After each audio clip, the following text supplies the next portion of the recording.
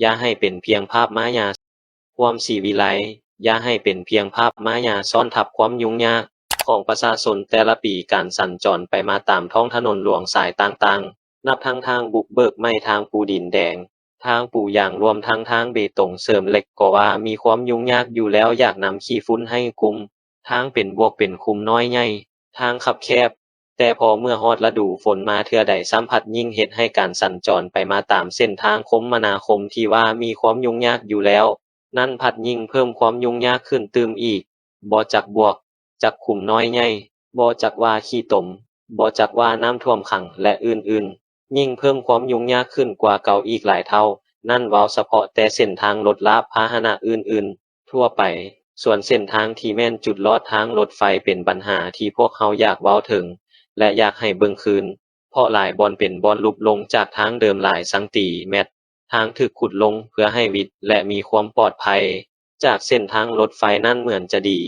แต่เมื่อฮอดฤดูฝนมาเส้นทางลอดทางรถไฟหลายแห่งกลายเป็นน้ำแกงเกิดมีน้ำท่วมขังประชาชนไปมาล้วนแต่มีความยุ่งยากหลายถ้าท่านใดบ่ทันได้ผ่านไปนั่นก็จงไปผ่านลองเบิ่งเอาจุดใกล้ๆโดยเฉพาะอยู่เขตดงเสียงดีนี่ก็ได้แล้วจะเห็นถึงความยุ่งยากในการไปมาของประชาชนในเขตนั้นว่ามีความยุ่งยากส่ำใด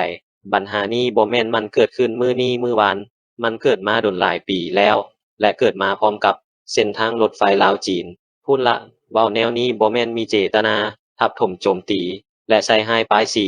ภาคส่วนใด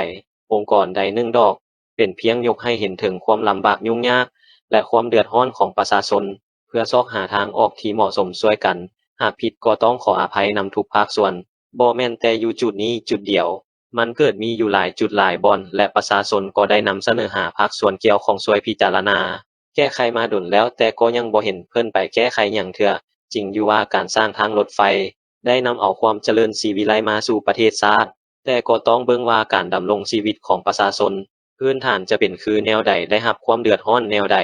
แล้วจะแก้ไขแนวใดช่วยให้เขาเจ้าไปมาได้สะดวกดีขึ้นข้อยกเอาจุดเส้นทางลอดทางรถไฟอยู่จุดบ้านดงเสียงดี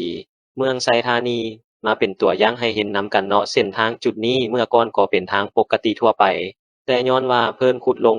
จากหน้าดินลงไปประมาณ2-3 เมตรเมื่อฝนตกลงมาก็เกิดเป็นหนองน้ำที่สามารถเลี้ยงปลาไส้ได้ส่วนรถจักรรถเก๋งน้อยใหญ่ไปมาลำบากประชาชนในเขตนั้นมีความเดือดร้อนหลายโดยเฉพาะแม่นประชาชนที่ขี่รถจักรไปมาทำมาหากินลูกหลานไปโรงเรียนไปโรงหมอและอื่นๆนอกจากจุดลอดทางรถไฟ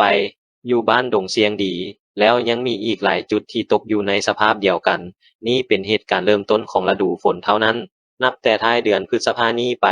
ก็ก้าวเข้าสู่ยามฝนเต็มอัตราแล้วจะมีฝนหลายขึ้นยิ่งจะเฮ็ดให้น้ำท่วมน้ำอั้งอยู่บ่อนนี้หลายกว่าเก่าอีกอาจจะเฮ็ดให้การไปมายิ่งยุ่งยากตื้มอีกแล้วจะมีวิธีการแก้ไขแนวใดในหลายปีผ่านมาปัญหานี้พวกเขาเจ้าก็ได้เสนอผ่านนายบ้านขึ้นไปหาเมืองตามลำดับมาแล้วแต่ก็บ่มีคำตอบหยังและยังบ่ฮู้ว่าเพิ่นสิแก้ไขด้วยวิธีใดประชาชนก็คงคอยมาดนนานแล้วขอให้ภาคส่วนเกี่ยวข้องเอาใจใส่ลงไปแก้ไขให้พวกเขาเจ้าแน่จะเฮ็ดด้วยวิธีใดก็สุดแล้วแต่วิชาการของเพิ่นขอแต่ให้ได้ไปมาสะดวกสบายในฤดูฝนก็พอเพราะมันเต็มทีหลายแล้วขอขอบใจจากข่าวสด